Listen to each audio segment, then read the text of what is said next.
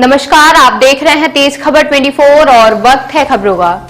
रीवा नगर निगम में आज एक बार फिर परिषद की बैठक काफी गहमा गहमी के साथ शुरू की गई।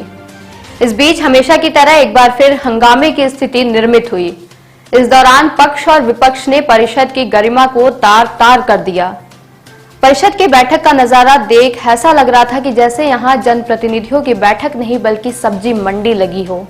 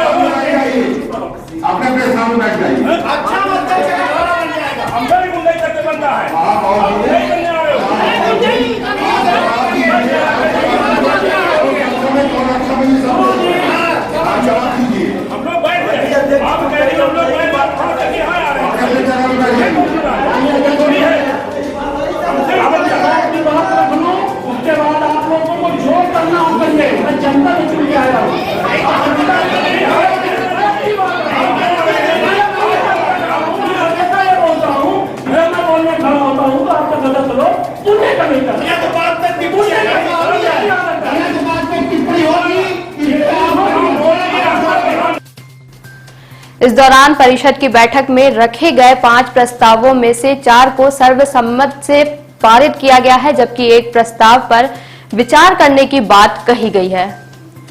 रखे गए प्रस्तावों में नगर निगम लेखा समिति के गठन का पहला मुद्दा था, जो पूर्व में ही पास हो चुका है। इसी तरह से नगर निगम रीवा के स्वामित्व की रिक्त अचल संपत्ति का मूल निर्धारण दूसरा मुद्दा था, जिसे सर्वसम्मति से पारित कर दिया गया है। तीसरे प्रस्ताव में नगर निगम के स्वामित्व में सुधार न्यास रीवा द्वारा निर्मित हुआ लीज पर आवंटित अचल संपत्तियों के लिए नवीनीकरण का प्रस्ताव पारित हो चुका है, जबकि नगर निगम क्षेत्र में मनोरंजन एवं आमोद कर को लेकर परिषद के अंदर जमकर बहस हुई है, जिसे आगे विचारण के लिए रोका गया है। परिषद की बैठक के दौरान बीजेपी पार्षदों के खेमे में बैठे विधायक प्रतिनिधि के द्वारा महापौर के घोषणा पत्र पर सवाल खड़े किए गए, जिसमें विधायक प्रतिनिधि को परिषद में बोलने के अधिकार को जानने के लिए नगर निगम परिषद में नियम के पन्ने पलटाए गए। फिर उन्हें अपनी बात रखने की अनुमति अध्यक्ष के द्वारा दी गई। हालांकि अपने घोषणा पत्र पर महापौर में परिषद में ही 2 टूक जवाब देते हुए कहा कि यह कर या तो बीजेपी शासन काल में बढ़ाया गया या फिर उस समय जब नगर निगम में प्रशासक नियुक्त था, जिसे घटाने के लिए उन्होंने एक बार फिर उन्हें परिषद के अंदर ही वादा किया। जो इनपुट दिया गया बिल्कुल ही सही है। जो कर यदि शासन की अनुमति से लगता है तो उसको हटाना, उसको कम करना भी शासन की अनुमति से ही हो सकता है। अब इसमें शासन द्वारा समय समय पे गाइडलाइंस इशू करी जाती है कि आप कर किस पे लगा सकते हैं और कितना कर आपको बेसिक में रिकवर करना है। यदि हम बात करें जलकर की, तो जलकर में गाइडलाइन शासन के द्वारा निर्धारित है कि कितना आपका जलकर की आपको जल प्रदाय करने में, उस व्यवस्था को प्रोवाइड करने में नागरिकों को खर्चा होना है। और आपका जो कर होगा, आपकी जो रिकवरी होगी, वो उससे कम नहीं हो सकती। आपको अपने जल प्रदाय करने में जो बिजली का खर्चा है, जो आपके O&M का खर्चा है, जो आपके उसके अंदर विभिन्न प्रकार का स्टाफ लगा है, उनकी सैलरी का खर्चा है, उसको आपको सेट ऑफ करना पड़ेगा, उतना तो आपको रिकवर करना पड़ेगा। इसी तरीके से प्रॉपर्टी टैक्स है, इसी तरीके से आपके अन्य जो कर लगते हैं, फीस नगर निगम वसूल करता है, वो उसी आधार में। अब यदि हम निगम फंड के इस्तेमाल की बात करें, ये मैटर पेचीदा इसलिए है और इसमें समय इसलिए लग रहा है नगर निगम को अपनी रिपोर्ट देने में, क्योंकि यदि हम शासन से प्रस्ताव शासन को भेजते हैं कि इसमें ये कर कम किए जाए, और उसी समय में हमारा जो म्युनिसिपल फंड डिमांड करता है कि आपको अपनी देनदारियां निपटानी है और आपको अपने पूरे बकाये निपटाने हैं, तो वो सारी की सारी चीजें सेट ऑफ होनी चाहिए। तो मेरा अनुरोध है कि उसमें समय लगेगा और उस समय के साथ निगम MIC के सदस्यों ने आयुक्त को पत्र लिखा है कि संपत्ति कर अचल कर में छूट दी है और जल्द MIC के माध्यम से पूरा एजेंडा तैयार होकर परिषद में आएगा और उसमें हम चर्चा करके उसको समाप्त करेंगे। ये हम आशा नहीं, पूर्ण विश्वास है आप लोगों से, क्योंकि कोई भी कर अगर आरोपित होता है तो ये इसे आपको भी याद है कि जिस तरह आरोपित होता है खत्म उसी तरह होता है। रेवन्यू के मामले में कोई भी कर आरोपित होने के बाद वो बिना MIC के सक्षम स्वीकृति में नहीं जाएगा आगे, उसे परिषद में ले आकर आप लोगों द्वारा प्रस्तावित कराकर मैं पुनः हटाऊंगा। अब बात रही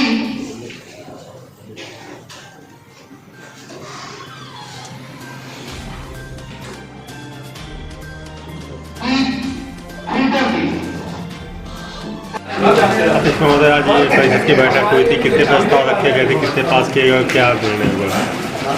करीब सभी प्रस्ताव पास हो गए। प्रस्ताव क्रमांक 5 जो था उस पे सदस्यों द्वारा विस्तृत जानकारी मांगी गई है और अगले परिषद की बैठक में उसको उनके द्वारा मंगाया गया। बाकी सभी प्रस्ताव पास कर दिए गए। इस समय कुछ हंगामे की स्थिति निर्मित हुई, क्या मामला क्या था ये स्थिति निर्मित होती है? देखिए, कोई भी प्रस्ताव जब आता है तो सदस्य उसकी विस्तृत जानकारी लेना चाहते हैं। ये बात सत्य है कि सदन में परिषद की बैठक के 2-3 दिन पहले फाइलें आ जाती है, बहुत सब वो अवलोकन कर भी लेते हैं। जहाँ पे उनके समझ नहीं आता तो परिषद में वो मेयरिंग काउंसिल के सदस्य या महापौर से उसका जवाब चाहते हैं। पर मेयरिंग काउंसिल के सदस्य महापौर जवाब देने की स्थिति नहीं रहते हैं, तू मैं करते हैं और बड़ा अमर्यादित, वो तो सदन में अध्यक्ष की आसंदी तक को अपमानित करते हैं। खैर, इससे कुछ नहीं फर्क पड़ता। आज मेरा पूरा ये प्रयास था कि पूरे एजेंडे पास हों। अब इस बैठक को स्थगित नहीं करूँगा। मैंने बैठते ही पहले ही कह दिया था कि रोज रोज बैठक नहीं होगी। शहर के हित में, जनता के हित के मुद्दे आते हैं, उस पर चर्चा हो और उसको पास किया जाए। पिछली 9 तारीख की बैठक हुई, मेरा पूरा प्रयास था कि पास हो जाए, पर उस दिन महापौर अपनी MIC को लेकर पलायन करके भाग गए, इसलिए उस दिन चर्चा नहीं हो पाई। इसलिए आज मैं ये अपने इन और बाकी पार्षदों से मैंने चर्चा की थी और साफ स्पष्ट कहा था कि परिषद चाहे रात भर चले, परिषद नहीं भंग होगी, परिषद आज स्थगित नहीं होगी। और मैंने परिषद को पूरा सुचारू रूप से चलवाया और एक एजेंडा बस इन लोगों ने बहुमत के आधार पर रोका है, तो उसकी विस्तृत जानकारी लिया, जिसमें कि DTH के बिल कई कर लगाने की बात आई है। तो इन सदस्यों ने, दीनानाथ वर्मा जी ने और वीरेंद्र सिंह जी ने, कई पार्षदों ने इस बात को रखा, नम्रता सिंह जी ने, कि ये कर लगाने का मामला है, इसको विस्तृत लेके आइए।